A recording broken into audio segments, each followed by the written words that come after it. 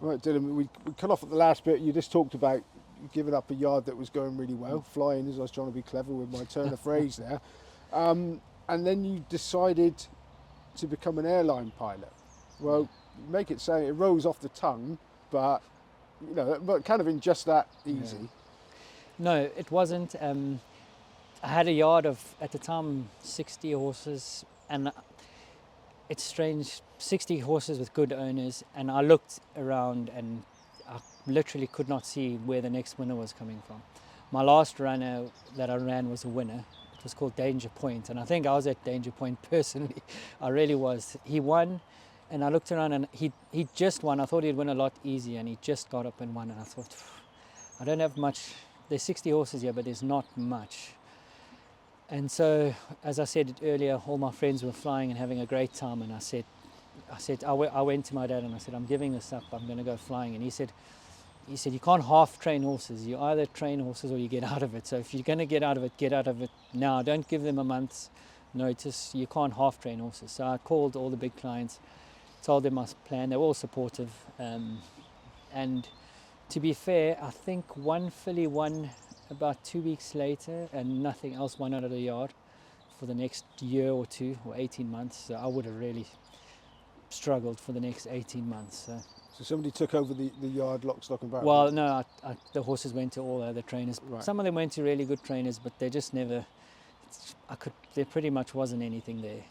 Maybe, I think out of the 60, maybe 3 or 4 winners at the most came out of the yard. That would have been a huge stress for me, having had a reasonably successful career as a trainer. And I took up the flying full time. I was quite lucky in that when I do something, it's balls to the wall kind of thing, all in. And so when I started training, I wanted to be a groom.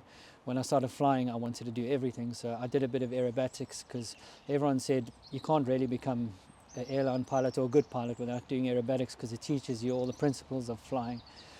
So I took up a little bit of aerobatics, just basic aerobatics, nothing serious. And through that, I met 2 really helpful people. A captain in the airline industry in South Africa called Dennis Spence, he was really well known and really well connected. And he at the time had a good friend who's sadly passed away now. His name was Colonel Glenn Warden, and they sort of mentored me and took me in. I got into through them I got into a freighter airline, flying freight and flying horses at times as well.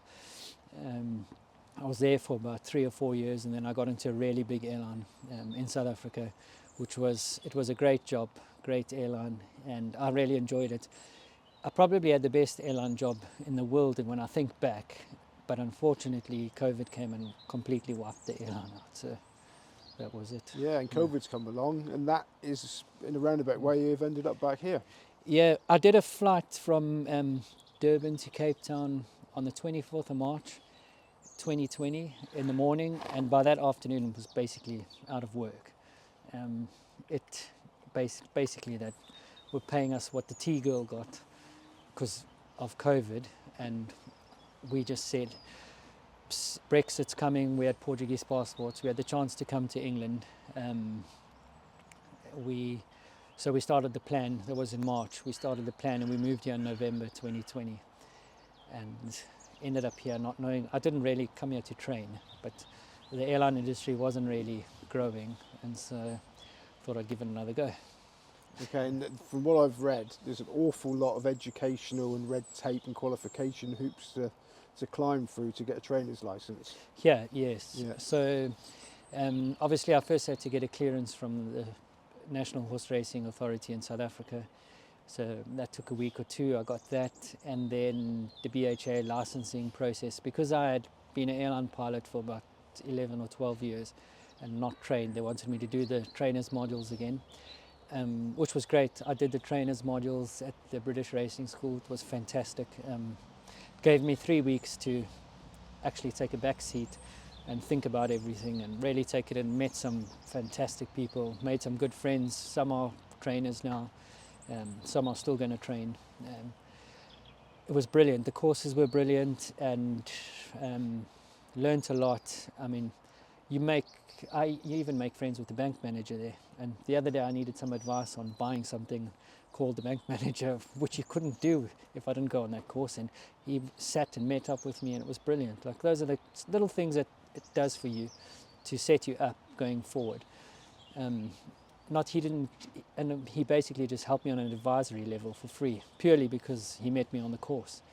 And now I actually lecture on that course to new trainers about the first year or two of training. So now I'm doing back. I enjoyed it so much. They have me back, and it's really good. I really enjoy it, actually. So how have things moved on in the way, in the way you're sort of taught to be a trainer as you compared to when you were a young man when you were here?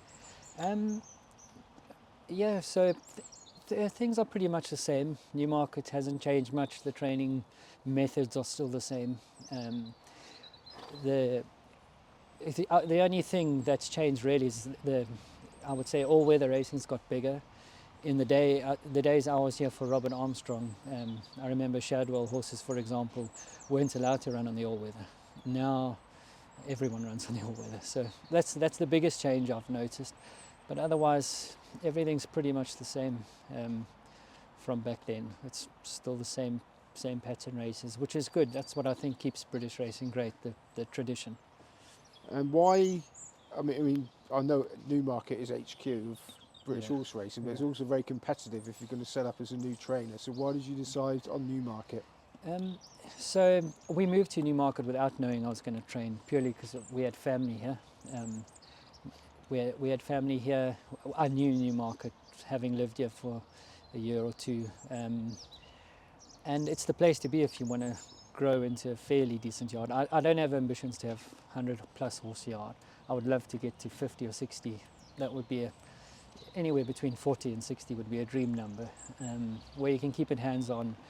So Newmarket was logical, and I found from starting off here, it's so central to everyone. I have owners based all over the country now, and in the syndicates we have over 200 owners already who come and visit, and they're all everything's within 2 hours of Newmarket, really. So it's a great location. The facilities are fantastic. We had that -10 weather where races were cancelled. All weather racing was cancelled, and Newmarket's tracks were all open, every single one, 7 days a week, right through that period. So you cannot find a better place to train a horse. Okay, now this is like a real family affair here. You said you had family here already. Yes. So what members of your family work here? So it's a family affair. In the beginning it was just myself and my father. The two of us started it, and we worked hard. But now it's myself, my father, my brother-in-law's recently joined. He used to be at Simon Crisford. On the weekends, Taryn and the kids come and help. My sister, she's a lawyer in Bristol or somewhere, she comes in when she can and helps. So there's a big family element to it now, but we've made a lot of good friends in the UK now, and we've got a really good staff that have recently joined. So it's a lot bigger than just a family thing as it was, say, 6 months ago. And have you brought some sort of what you'd think might be unique ideas with you from South Africa? Not really. I think you just try and you can't really change. You can't bring South African things here. I use my experience just to try and not overdo things and try and do the best for each horse individually. But I've brought in some methods from my own personal running, which I think help. At the moment, it's been difficult to get going because I haven't had the staff to do it. But for the first time this year, we've grown to a number, and we've got some decent staff, and I can actually do what I want to do. Where last year I was just trying to just keep everything going myself. Now I can stand back and delegate a bit more. And I would say this year would be the first year I'm actually training. Last year I was trying to do it all myself. This year it's already happening. I'm actually able to train and delegate and take a step back and actually do what I want to do. Yeah. And you've got you also offer a sales consultancy. How does that work? Yeah. So my dad has all that experience breeding. He bought those Group 1 winners, and every year he bought me a good horse. I never had one year in South Africa I never had a good horse. Every single season he bought me a good horse for no money at all, value for money. The bottom, below the sales average at every sale. So he basically does the pedigree analysis for the sales. He does the sales consultancy based on pedigree. If we do horses in training, Jordan Hopkins does the horses in training on form, and then I obviously go with both of them. If it's yearlings, I look at the yearlings. If it's horses in training, I look at the horse in training, get them vetted. And between us, we have John now, my brother-in-law, who's recently joined us as well. He was an experienced jockey trainer. He worked for Simon Crisford. So the four of us go to the sales, and we basically we do it for free for our clients, but I think Jordan does a bit of external work as well. My dad's starting to branch out and do a bit of external work.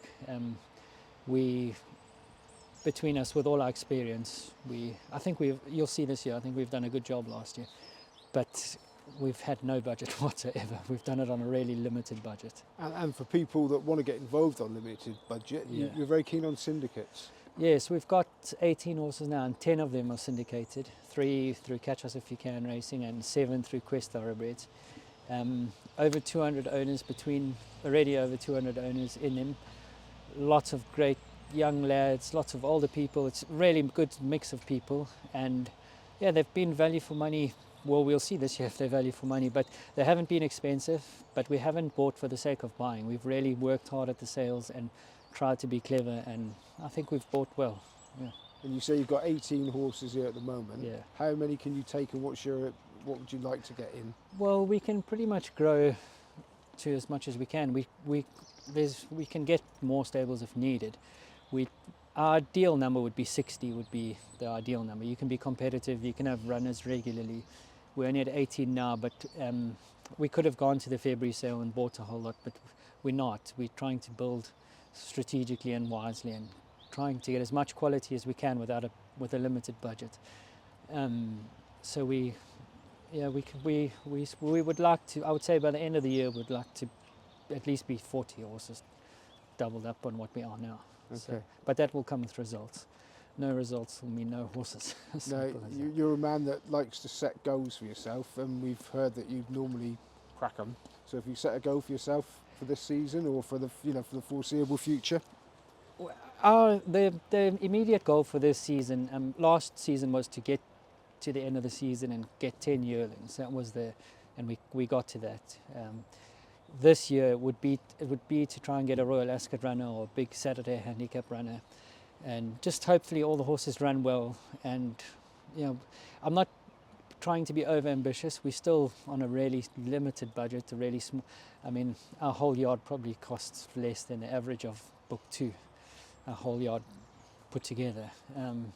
So we've got to be realistic. We've got a limited budget, but we've bought wisely, and our goal would be to have 1 or 2 runners at Royal Ascot. That would be huge for us, and just hopefully the horses run well. We're trying to have a decent summer. We've been very quiet in the winter on purpose to try and have a few runners in the summer. Yeah. Okay, so we'll watch with interest. Yeah. Doing CUNHA. Thank you very much. Brilliant. Thank you.